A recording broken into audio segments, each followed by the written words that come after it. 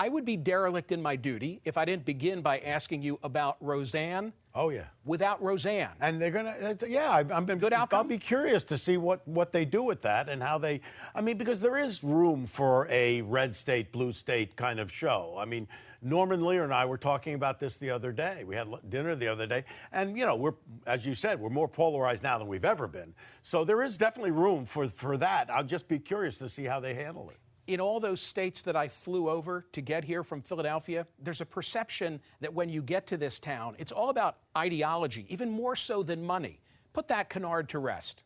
Well, I think it's about issues, for sure. I don't know about ideology. I mean, you are in liberal Hollywood, and there's a reason why I believe that artists and filmmakers and actors are liberal, because to be a liberal is to have your mind open. You have to have your mind open so you can experience all of life, to be able to process it and then communicate it in whatever media you're communicating. So there is a liberal bent here, and we are liberal on certain issues, but I wouldn't call it ideology necessarily. Do some of your neighbors and some of your colleagues take it too far? I mean, I could go through a laundry list of bad behavior that I think have helped the president. The most recent example is this horrific Peter Fonda tweet about Barron Trump in a cage and pedophiles and all that BS. I didn't see that one. That doesn't sound good. I didn't see it, though.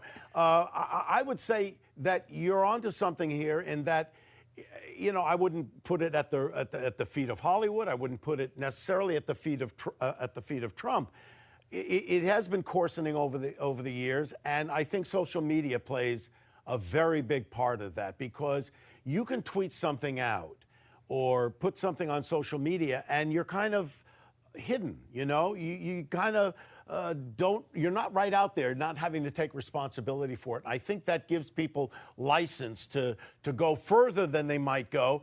And certainly this president has given us a license to say all kinds of things. Right, but do you subscribe to the Michelle Obama logic, when they go low, we go high? Or do you feel like you've got to fight him on his own turf? Well, I think you have to go high and at the same time fight. It's a very difficult thing, but you have to do both. You can't just be in the mud.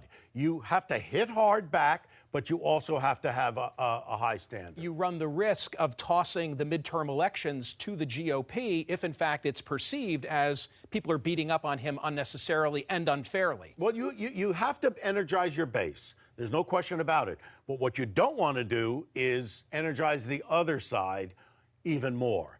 There's ways of energizing your base that doesn't energize the other side necessarily. So you have to strike that balance. Right. How do you walk that fine line is the challenge for people who see the world as you do politically. Well, you have to, attack what needs to be attacked. And there's a lot to attack there in President Trump. But then you also have to offer a positive message of what we can do to make things better. You can't just say things are bad, things are bad. It's like I used to say a satire, satire is always tearing things down. And it's fine. You tear things down that deserve to be torn down.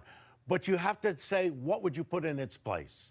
What would you say would be making the world better? And you have to present that as well. Your new movie, Shock and Awe, which is really a tribute to those who were sounding the alarm about the Iraq invasion, but nobody was listening.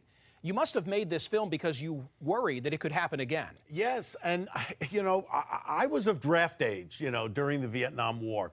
I was against that war, as I was against the war in Iraq. And I just couldn't believe in my lifetime we were about to go to war. This is back in 2003, based on a lie. Again, I mean, it was happening twice in my lifetime. So I wanted to get the story out of, how does this happen? How does the government, I understand propaganda. Every administration needs propaganda to sell a policy or even to sell a rationale to go to war.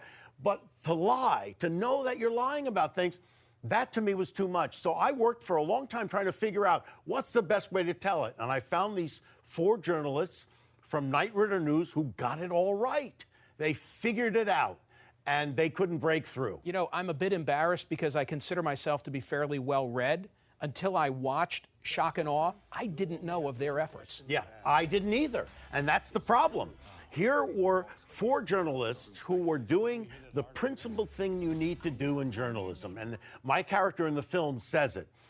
If the government says something, you only have one question to ask. Is it true? That's the job of journalists. So the fact that these guys were getting it right, were asking those tough questions, getting it right, and nobody listened, to me was astounding. And that's why I made the move.